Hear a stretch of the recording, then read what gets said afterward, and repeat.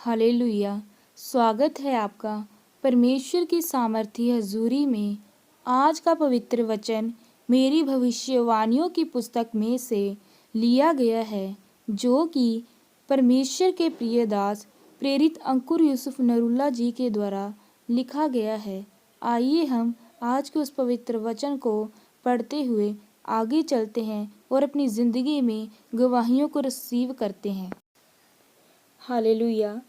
परमेश्वर की योजना। निगरमन 13 अध्याय उसके 18 आयत में लिखा है, इसीलिए परमेश्वर उनको चक्कर खिलाकर लाल समुद्र के जंगल के मार्ग से ले चला और इजरायली पांति बांधे हुए मिस्र से निकल गए। मेरे प्रियो, बाइबल कहती है कि जब परमेश्वर इजरायलियों को मिस्र से निकाल कर ला रहा था, तब परमेश्वर ने कहा, यह मार्ग जो फिलिस्तियों के देश में से होकर जाता है वह छोटा है, यानी कनान देश सामने ही था। कुछ घंटों का पैदल सफ़र था, लेकिन परमेश्वर ने कहा कि मैं जानबूझकर इनको बड़े रास्ते की तरफ से लेकर गया। परमेश्वर उन्हें चक्कर खिलाकर लाल समुद्र के जंगल के मार्ग से लेकर गया। यह चक्कर शैतान की तरफ से नहीं था, बल्कि परमेश्वर की तरफ से था। कई बार आप परमेश्वर से गुस्सा हो जाते हैं और परमेश्वर से कहते हैं कि परमेश्वर, अगर अभी मेरा वीज़ा लग जाए या अभी मेरी शादी हो जाए तो देख कितनी बड़ी गवाही बनेगी।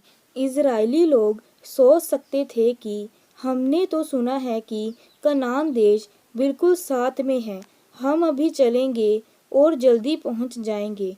लेकिन परमेश्वर ने उन 20 लाख लोगों के दिल दिमाग पर कब्जा किया और किसी के भी दिमाग में नहीं आया कि हम गलत रास्ते जा रहे हैं।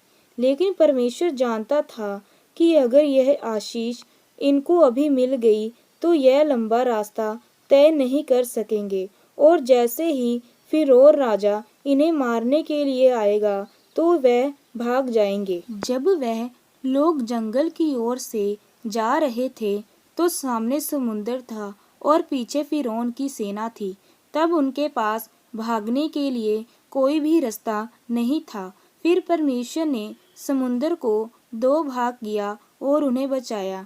अगर वह आसान रास्ते से जाते तो वह कभी भी परमेश्वर के बड़े कामों को न देख पाते और अपने मन से डर को न खत्म कर पाते कि कहीं फिरौन हमें कनान देश से वापस न ले जाए। मेरे प्रियो, जब आप परमेश्वर को जीवन देते हैं और आप पूरी तरह तन मन से परमेश्वर के हो जाते हैं, बपतिस्मा ले लेते हैं और पवित्रताई में चलते हैं, फिर कई घटनाएं आपके जीवन में होती हैं।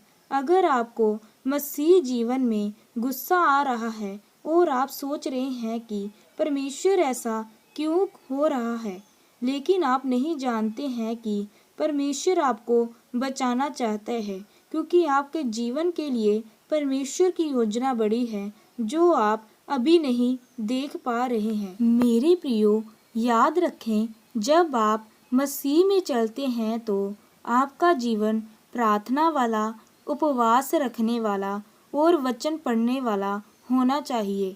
आपकी ज़िंदगी में ऐसा कोई पाप नहीं होना चाहिए जिससे आपने पश्चाताप न किया हो।